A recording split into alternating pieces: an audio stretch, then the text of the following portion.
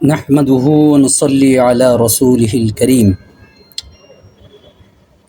আজ আমরা ইসলামী শরীয়তে নারীদের মর্যাদা ও অধিকার নিয়ে আলোচনা করব ইনশাআল্লাহ।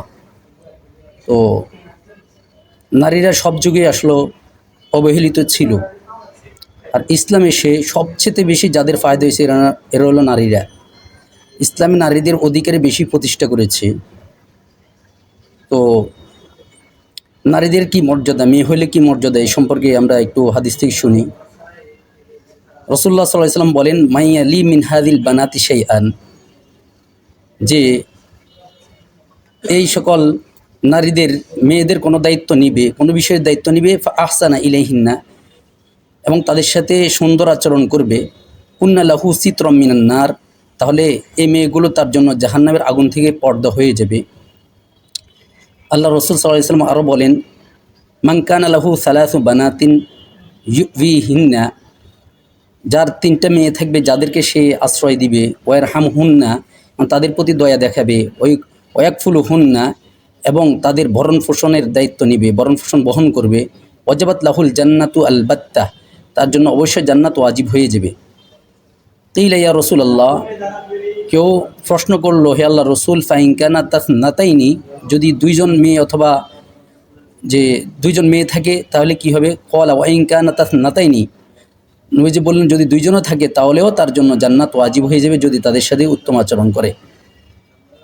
আল্লাহ রসুল সাল্লাল্লাহু আলাইহি ওয়াসাল্লাম একটা হাদিস বর্ণনা করেন যে, মান কানাত লাহু সালাসু বানাতিন আও সালাসু আখওয়াতিন, যার তিনটা মেয়ে থাকবে অথবা তিনটি বোন থাকবে, আও ইবনাতানি আও উখতানি, অথবা দুইটি মেয়ে অথবা দুইটি বোন থাকবে, ফা আহসানা সুহবাতাহুন্না, সে তাদের সাথে সুন্দর আচরণ করে, সুন্দর ব্যবহার করে, ওয়াত্তাকুল্লাহা ফিহিন্না, এবং তাদের অধিকারের বিষয়ে আল্লাহকে ভয় করে, ফালাহুল জান্নাহ, তাহলে তার জন্য জান্নাত, তার জন্য জান্নাত। আল্লাহ রসুল সাল্লাল্লাহু আলাইহি ওয়াসাল্লাম আরেক হাদিস বর্ণনা করে, মুসলিম শরীফের হাদিস, মান আলা জারিয়াতাইনি, যে ব্যক্তি দুইটি মেয়ের কন্যা সন্তানের লালন পালন করবে, হাত্তা তাবলুগ, তার বালেগ হওয়া পর্যন্ত, যা ইয়াউমাল কিয়ামতি, যে সে কিয়ামতের দিন আসবে, আনা ওয়াহুয়া ওয়াম্মা আসাবিআউ, আমি এবং সে এরকম কাছাকাছি জান্নাতে থাকব। নবীজি বললেন, যে ব্যক্তি দুইটি মেয়ের যে লালন পালন করবে বালেগ হওয়া পর্যন্ত, কিয়ামতের দিন আমি এবং সে কাছাকাছি থাকব। আল্লাহ রসুল সাল্লাল্লাহু আলাইহি ওয়াসাল্লাম আরও বলেন যে, মান উলিদাত লাহু উনসা, যার কোনো একটি মেয়ে সন্তান জন্ম নিবে, ফালাম ইদহা, সে অসম্মান বোধ করে এটাকে জ্যান্ত কবর দিল না, ওয়ালাম ইউহিনহা, এবং তাকে অপমান করলো না, ওয়ালাম ইউসির ওয়ালাদাহু ইয়ানি যাকার আলাইহা, এবং সে তার পুত্র সন্তানকে মেয়ে সন্তানের উপর অধিক প্রাধান্য দিল না, আদখাল্লাহুল্লাহু বিহাল জান্নাহ, আল্লাহ তাআলা তার এই কর্মের উসিলায় তাকে জান্নাতে প্রবেশ করাবেন। এখন দাম্পত্য জীবনে স্ত্রীর সাথে কেমন আচরণ করা দরকার, এই বিষয়ে আমরা কোরআন থেকে একটু কোরআন হাদিস শুনি। আল্লাহ তাআলা কোরআনের মধ্যে বলেন, ওয়াশিরুহুন্না বিল মারুফ, তোমরা স্ত্রীদের সাথে সুন্দরভাবে জীবন যাপন করো। ফাইন কারিহতুমুহুন্না, যদি স্ত্রীদেরকে তোমাদের অপছন্দ লাগে, ফাসা আন তাকরাহু শাইআন, হতে পারে তোমাদের কোনো বিষয় অপছন্দ হয়, ওয়া জাআলাল্লাহু ফীহি খায়রান কাসীরা, আর অথচ আল্লাহ এখানে অনেক কল্যাণ রেখেছেন। তাহলে স্ত্রীর কোনো বিষয় তোমাদের অপছন্দ লাগবে, কিন্তু আল্লাহ তাআলা এখানে অনেক কল্যাণ রেখেছেন। এখন যে এই কল্যাণগুলো কি হতে পারে, সেটা হলো আল্লাহ তাআলা এই স্ত্রীর মাধ্যমে তোমাকে নেক সন্তান দিবেন, বিপদের সময় স্ত্রী তোমার বড় সহায়ক হবে, এবং তার ধৈর্যের কারণে সংসারের মধ্যে বরকত হবে, এবং তুমি স্ত্রীকে সহ্য করার কারণে তার যে বিষয়গুলো তোমার হয়তো মনোপুত হয় না, এগুলোকে সহ্য করার কারণে আল্লাহ পাক তোমার পরকালে মর্যাদা বৃদ্ধি করবে। মুসলিম শরীফের হাদিস আছে, রাসূলুল্লাহ সাল্লাল্লাহু আলাইহি ওয়াসাল্লাম বলেন, লা ইয়াফরাক মুমিনুন মুমিনাতান, কোনো মুমিন ব্যক্তি যেন মুমিন স্ত্রীকে সে ঘৃণা না করে, ইনকারিহা মিনহা খুলুকন, যদি সে তার কোনো চরিত্র তার কাছে খারাপ লাগে, অপছন্দ হয়, রদিয়া মিনহা আখরা, তাহলে এমন হবে যে সে তার অন্য কোনো গুণ দেখে সে খুশি হয়ে যাবে। কারণ হলো আল্লাহ তাআলার বান্দিত, আল্লাহ তাআলা তার মধ্যে গুণেরও অনেক কিছু রেখেছেন। তো খারাপ গুণ দেখলে যদি তার কাছে খারাপ লাগে, তার ভালো গুণ দেখে সে যাতে তার প্রতি খুশি হয়ে যায়। আল্লাহ রাসূল সাল্লাল্লাহু আলাইহি ওয়াসাল্লাম বলেন, ইন্নার রাজুলা ইযা নাযারা ইলা ইমরাতিহি, পুরুষ যখন তার স্ত্রীর দিকে তাকায়, ওয়া নাযারাত ইলাইহি, এবং স্ত্রীও তার দিকে তাকায়, নাজরাল্লাহু ইলাইহিমা নাজরাত রহমাতিন, তখন আল্লাহ তাআলা উভয়ের দিকে রহমতের দৃষ্টিতে তাকান। ফাইদা আখাযা বিকাফিহা, যখন পুরুষ তার স্ত্রীর হাত ধরে, তাসাকাতাত যুনুবুহুমা মিন খিলালি আসাবিহিমা, তাহলে তাদের পাপসমূহ তাদের আঙ্গুলের মাঝ থেকে ঝরে যায়। আল্লাহ রাসূল সাল্লাল্লাহু আলাইহি ওয়াসাল্লাম হাদিসের মধ্যে বলেন, বুখারী শরীফের মধ্যে আছে, ওয়ালাস্তা তুনফিকু নাফাকাতান, তুমি কোনো কিছু খরচ করো না, কোনো দান করো না, তাবতাগি বিহা ওয়াজহাল্লাহ, যা দানের দ্বারা তোমার আল্লাহকে সন্তুষ্ট করার উদ্দেশ্য হয়, ইল্লা উজিরতা বিহা, তাহলে এর দ্বারা তুমি বিনিময় পাবে। যে কোনো দান তুমি যদি আল্লাহ সন্তুষ্টির জন্য করো, তুমি এটার দ্বারা বিনিময় পাবে। হাত্তা লোকমাতা তাজআলুহা ফি ফি ইমরাতিকা, এমনকি যে লোকমাটি তুমি তোমার স্ত্রীর মুখে তুলে দাও, এটার জন্য তুমি সওয়াব পাবে। তুমি যে লোকমাটি তোমার স্ত্রীর মুখে তুলে দিবে, এটার জন্য পর্যন্ত আল্লাহ পাক তোমাকে সওয়াব দিবে।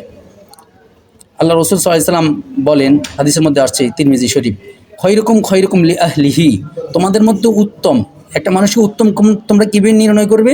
উত্তম নির্ণয় করার পদ্ধতি হলো, ওই ব্যক্তি তোমাদের মধ্যে উত্তম যে তার স্ত্রীর কাছে উত্তম। ওয়ানা খৈরকুম লি আহলি, আর আমি তোমাদের মধ্যে সবচেয়ে বেশি আমার স্ত্রীর কাছে বেশি উত্তম। যে রাসূলুল্লাহ সাল্লাল্লাহু আলাইহি ওয়াসাল্লাম আরেক হাদিসের মধ্যে বলেন, আকমালুল মুমিনিনা ঈমানান আহসানুহুম খুলুকা, পাকাপোক্ত ইমানদার, পরিপূর্ণ ইমানদার তো ওরাই যাদের চরিত্র বেশি সুন্দর হয়। খিয়ারুকুম লিনিসাইহিম, আর তোমাদের মধ্যে ওরাই বেশি শ্রেষ্ঠ, তারে বেশি উত্তম যারা তাদের স্ত্রীদের কাছে উত্তম হয়, যারা তাদের স্ত্রীর কাছে সেরা হয়। স্ত্রীরা যাদেরকে শ্রেষ্ঠ বলে স্বীকার করে তাহলে ওই স্বামীরাই শ্রেষ্ঠ হবে। কারণ হলো নারীর স্বীকৃতি হলো আসল স্বীকৃতি। তো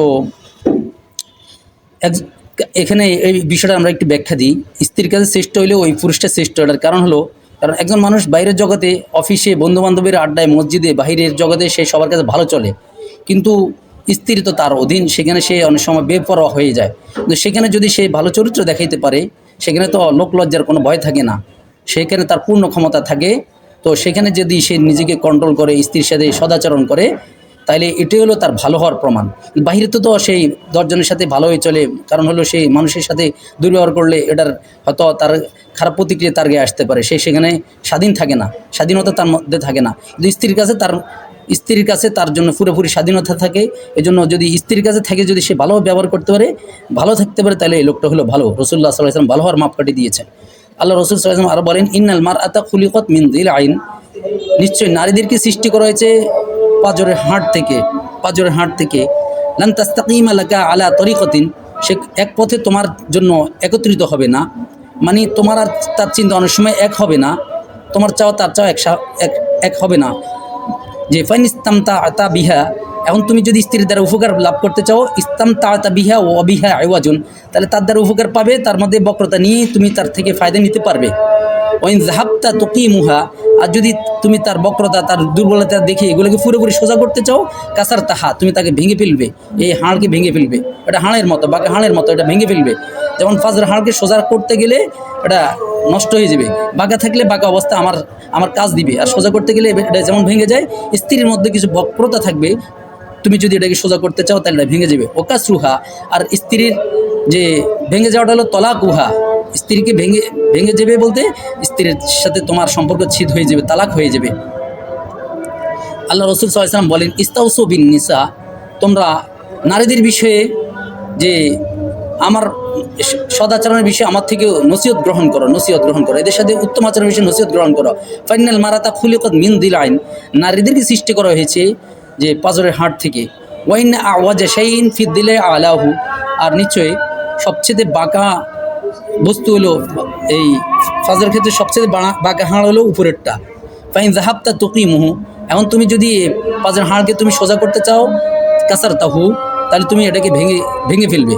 ওয়ান তারাক তাহু, আর যদি তুমি তাকে ছেড়ে দাও, না বাঁকা অবস্থায় ছেড়ে দাও, লাম ইয়াজাল আওয়াজা, তাহলে এটা বাঁকাই থেকে যাবে। তাহলে এখন কি করবে, তুমি যদি সোজা করতে চাও তাহলে ভেঙে যাবে, তাহলে আর যদি ছেড়ে দাও তাহলে বাঁকাই থেকে যাবে। তো এর মানে হলো রাসূলুল্লাহ সাল্লাল্লাহু আলাইহি ওয়াসাল্লাম বুঝাতে চাচ্ছেন যে পুরোপুরি সোজা করতে পারবে না, তবে তাকে একবারে তরবিয়ত ছাড়া তাকে কিছু সংশোধনও করবে, পুরোপুরি ছেড়েও দিবে না, কারণ পুরোপুরি ছেড়ে দিলে সে তো বাঁকা থেকে যাবে। ফাস্তাউসু বিন নিসা, রাসূলুল্লাহ সাল্লাল্লাহু আলাইহি ওয়াসাল্লাম পরিশেষে বলেন, ফাস্তাউসু বিন নিসা, সুতরাং তোমরা নারীদের সাথে উত্তম ব্যবহারের বিষয়ে আমার থেকে নসিহত উপদেশ গ্রহণ করো, সদয় আচরণের বিষয়ে আমার থেকে উপদেশ গ্রহণ করো। এটা বুখারীর হাদিস। আল্লাহ তাআলা আরেক হাদিসের মধ্যে রাসূলুল্লাহ সাল্লাল্লাহু আলাইহি ওয়াসাল্লাম বলেন যে আবগাযুল হালালি ইলাল্লাহি তাআলা তালাক, যে আল্লাহ তাআলার কাছে সবচেয়ে ঘৃণ্যতম যে বিষয়টা সেটা হলো তালাক। আল্লাহর কাছে ঘৃণ্যতম হালাল যে বিষয়টা, হালাল ঠিক আছে বৈধ, তালাক দেওয়া বৈধ নাজায়েজ নয়, এটা হলো একান্ত ঠেকার বিষয়, তো এটা আল্লাহর কাছে ঘৃণার বিষয়। এটা ঘৃণ্যতম হওয়ার কারণ হলো এটি একটি সাজানো পরিবারকে ভেঙে দেয়, এর ফলে সন্তানদের ভবিষ্যৎ অনিশ্চিত এবং যন্ত্রণাদায়ক হবে। রাসূলুল্লাহ সাল্লাল্লাহু আলাইহি ওয়াসাল্লাম বলেন সালাসুন জিদ্দুহুন্না জিদ্দুন, তিনটে বিষয় আছে যেটা তুমি যদি বাস্তব করো এটা বাস্তব হয়ে যাবে, ও হাজলুহুন্না জিদ্দুন, এটা যদি দুষ্টামি করো এটা বাস্তব হয়ে যাবে।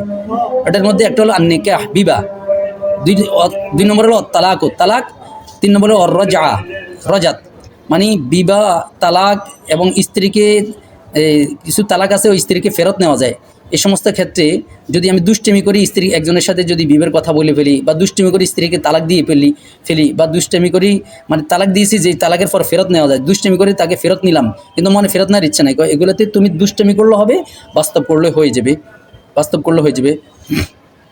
রাসূলুল্লাহ সাল্লাল্লাহু আলাইহি ওয়াসাল্লাম একটা হাদিস বর্ণনা করেন, মুসলিম শরীফে আছে হাদিসটি, ইন্না ইবলিসা ইয়াদউ আরশাহু আলাল মা, ইবলিস যে তার সিংহাসনকে পানির উপর রাখে, সুম্মা ইয়াবআসু সারায়াহু, অতঃপর সে তার বাহিনীকে পাঠিয়ে দেয়, বিভিন্ন প্রান্তে পাঠিয়ে দেয়, ফাআদনাহুম মিনহু মানজিলাতান, ইবলিসের ওই বড় ইবলিসের সবচেয়ে নিকটের লোককে হয় আযমহুম ফিতনাতান, যে সবচেয়ে বেশি ফিতনা সৃষ্টি করতে পারে এই ইবলিসের কাছে বেশি স্থান লাভ করে।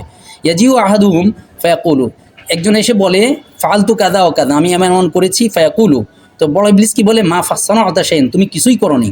ক্বালা সুম্মা ইয়াজিউ আহাদুহুম ফায়াকুলু, অতঃপর অন্য একজন এসে বলে মা তারাকতু, আমি একজন মানুষের পিছনে লেগেছিলাম, হাত্তা ফাররাকতু বাইনাহু ওয়া বাইনা ইমরাতি, এই পর্যন্ত লেগেছিলাম যে তাকে এবং তার স্ত্রীকে যে পৃথক করা পর্যন্ত মানে তার সাথে লেগেছিলাম, এমনকি সে তাকে তালাক দিয়েছে। তো তখন বড় ইবলিস কি বলে ফাইদনিহি মিনহু, তাকে কাছে টেনে বলে ওয়াকুলু নি'মা আনতা, তুমি ভালো কাজ করেছো। বড় ইবলিস তাকে কাছে টেনে বলে তুমি সবচেয়ে বেশি ভালো কাজ করেছো। এই জাহিরি যুগের মানে নারীদেরকে তালাক দিত আবার ফিরিয়ে নিত, তালাক দিত ফিরিয়ে নিত, তো এদের তালাক হইতো না, এই মহিলাকে না যেতে দেয় না ঠিকমতো রাখে, তার প্রতি জুলুম নির্যাতন করতো। তো আল্লাহ পাক নারীদের প্রতি নারীদের অধিকার যে প্রতিষ্ঠা করে আল্লাহ পাক কোরআনের আয়াত নাজিল করলেন যে আত-তালাকু মাররাতান, আল্লাহ তাআলা বলেন যে সূরা বাকারার মধ্যে আছে 229 নম্বর আয়াত, আত-তালাকু মাররাতান, তালাক হবে দুইটা, যে তালাকের পরে স্ত্রীকে ফেরত নেওয়া যায় এরকম তালাক দুইটা পারবে, তুমি হাজার হাজার দিবে আর তারপর ফেরত নেওয়া, এটা চলবে না। যে এখন দুইটা তালাক, যে তালাকের পর ফেরত নেওয়া যায় এরকম তালাক হবে দুইটা। ফা ইমসাকুম বিমারুফিন, এরপরে তুমি দুই তালাকের পরে কী করবে, যদি তাকে রাখো তবে ন্যায়সঙ্গতভাবে তাকে রাখতে হবে, তাকে ভরণ পোষণ দিতে হবে, উত্তম ব্যবহার করতে হবে, যে তার প্রতি অন্যায় অবিচার জুলুম করা যাবে না, গালিগালাজ করা যাবে না। ও তাসরিহুম বিইহসান, দুই তালাকের পর যদি ছেড়ে দাও তাহলে সুন্দর করে ছেড়ে দিতে হবে, উদার মনে তুমি তাকে ছেড়ে দিতে হবে, তার যে পাওনা যেগুলো আছে লেনদেন ক্লিয়ার করে তুমি তাকে ছেড়ে দিতে হবে, সেক্ষেত্রেও তাকে অসম্মান করা যাবে না। তো আল্লাহ তাআলা আমাদেরকে এই বিষয়গুলো বোঝার তৌফিক দান করেন। আল্লাহ যদি হায়াত দারাজ করেন, আমাদের সামনে আরও পর্ব চলবে, আপনাদের কাছে দরখাস্ত রইল আল্লাহ পাক যাতে আমাদেরকে পর্বগুলো পুরো করার তৌফিক দান করো। আখিরু দাওয়ানা আলহামদুলিল্লাহি রাব্বিল আলামিন।